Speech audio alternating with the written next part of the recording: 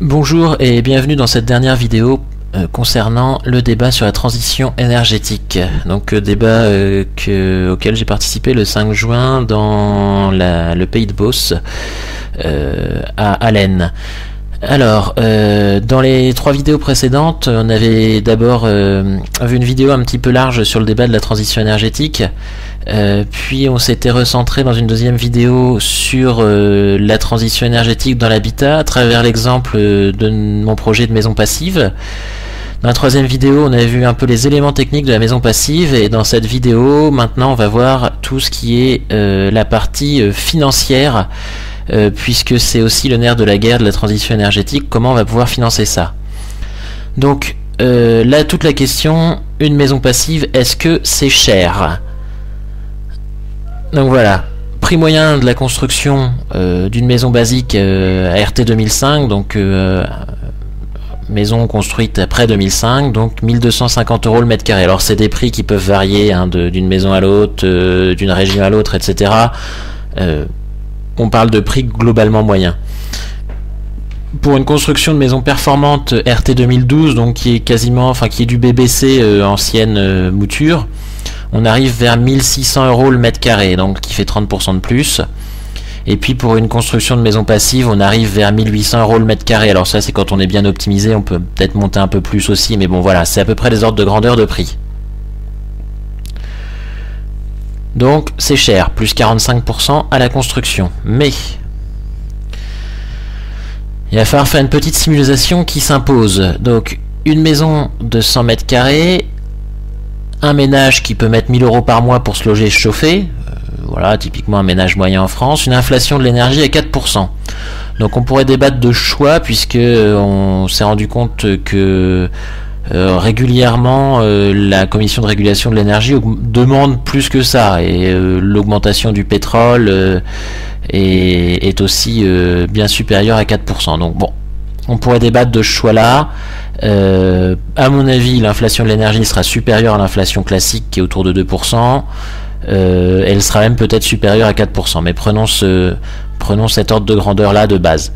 Et puis on va prendre un emprunt à 4%, assurance, tout ça inclus. Donc aujourd'hui on est peut-être un petit peu en dessous, mais grosso modo c'est ça.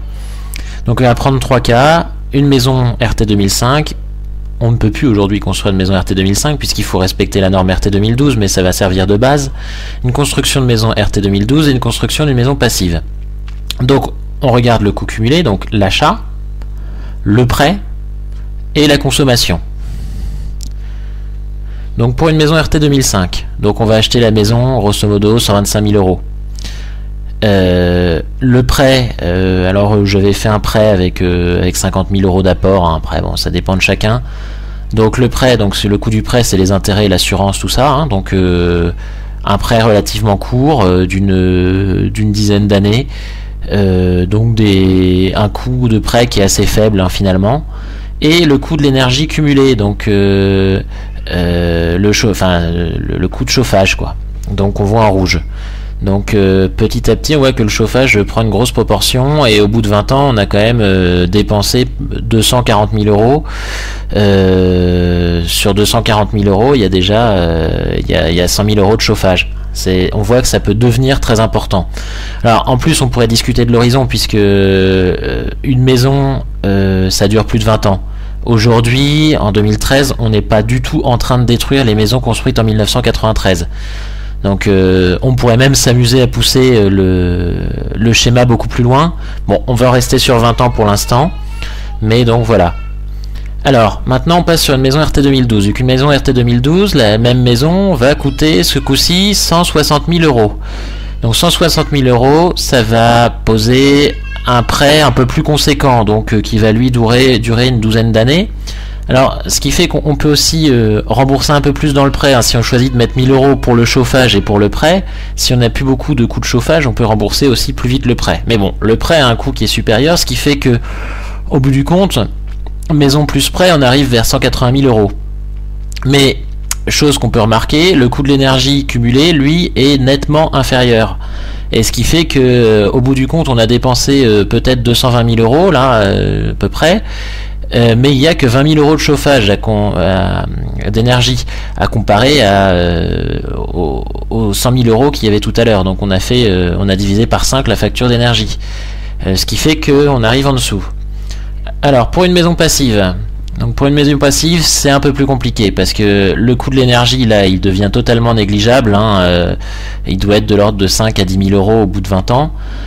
Par contre, il a fallu faire un gros investissement de départ, 180 000 euros, et un prêt sur une durée de 15-16 ans, avec du coup un coût du prêt qui explose de l'ordre de 50 ou 60 000 euros pour le prêt.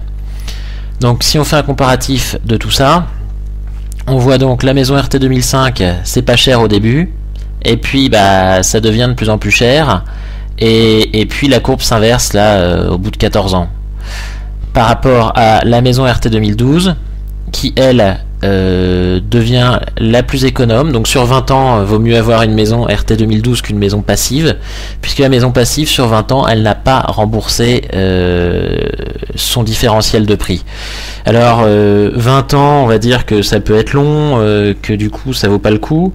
Faut se rappeler quand même que l'horizon d'une maison c'est plus de 20 ans, hein. 20 ans c'était en 93, les pavillons construits en 93 ne sont pas encore en train d'être démolis, ni les immeubles construits à cette époque là.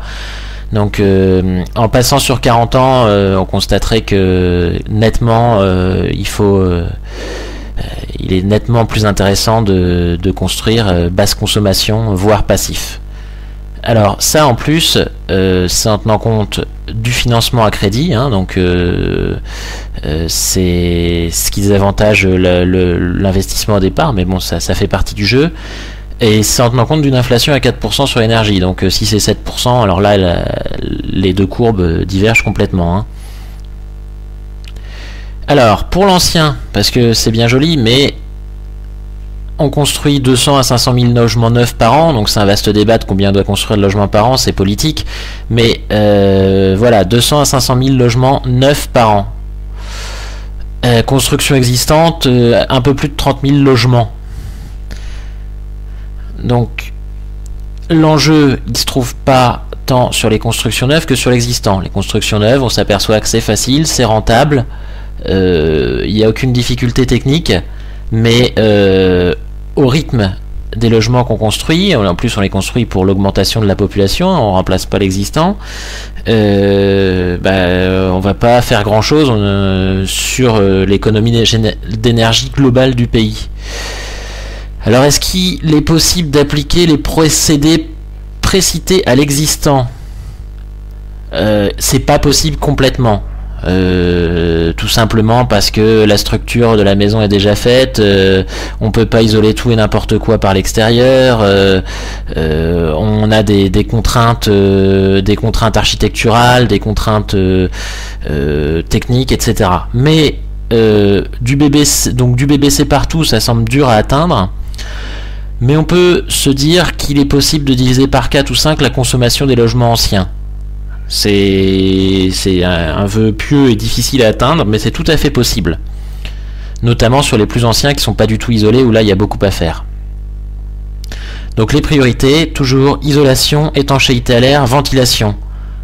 Attention de ne pas tomber dans le problème récurrent de mettre des panneaux solaires ou une superbe chaudière dans une maison qui de toute façon consomme énormément. Si une maison est déjà bien isolée, on peut se poser la question, mais si une maison est mal isolée, tout simplement isolée. Donc les perspectives sur l'ancien, si on rénove 500 000 logements par an, il y en a pour 60 ans. C'est déjà long, 60 ans. Alors, c'est une source importante d'emplois durables et non délocalisables. Alors, à savoir que rénover des logements, ça coûte cher. Comment on va les payer? On va les payer par des économies d'énergie. Et les économies d'énergie, en fait, quelque part, plutôt que de donner de l'argent à des industriels du pétrole en Arabie Saoudite, on va donner de l'argent à des artisans en France. Donc même à prix équivalent, il est beaucoup plus intéressant pour la croissance du pays et nos emplois de rénover les logements. C'est important de bien s'en rendre compte, ça. Donc tout ça pour diviser donc la consommation des logements. Alors on en arrive maintenant à la conclusion de ces 4 vidéos. Donc la basse consommation dans le logement, c'est pas un coût mais une perspective de croissance, hein. Faut bien se rendre compte de ça, hein. Ça va faire travailler du monde. Et on va dire oui mais il faut payer tout ce monde là, mais tout ce monde là, plutôt que de payer du pétrole aux Saoudiens, on va plutôt payer des emplois en France. Donc c'est vraiment une très belle perspective de passer tous les bâtiments en basse consommation. Parce que on est à peu près sûr de 2 choses. Le prix de l'énergie, lui, il n'est pas prêt de baisser. Le pétrole, il y en a de moins en moins qui est produit, et en plus on doit le partager aujourd'hui avec des Chinois, avec des Indiens, avec des Brésiliens qui en consomment de plus en plus, donc ça va faire monter les prix. Après tout le reste, le gaz pareil, le nucléaire il va falloir remplacer les centrales, donc les prix ils ne baisseront pas. En plus il va falloir faire des investissements sur les réseaux, tout ça, donc les prix ne baisseront pas, ça on en est sûr. Les normes de construction, elles seront de plus en plus contraignantes. Donc pour la construction neuve, c'est un acquis. On va aller vers des constructions passives, voire positives en 2020. Donc ça c'est à peu près certain. Donc sur les constructions neuves, le problème va être réglé. Et sur le logement ancien, il y a une tâche énorme, beaucoup de travail et de perspectives pour tout le monde.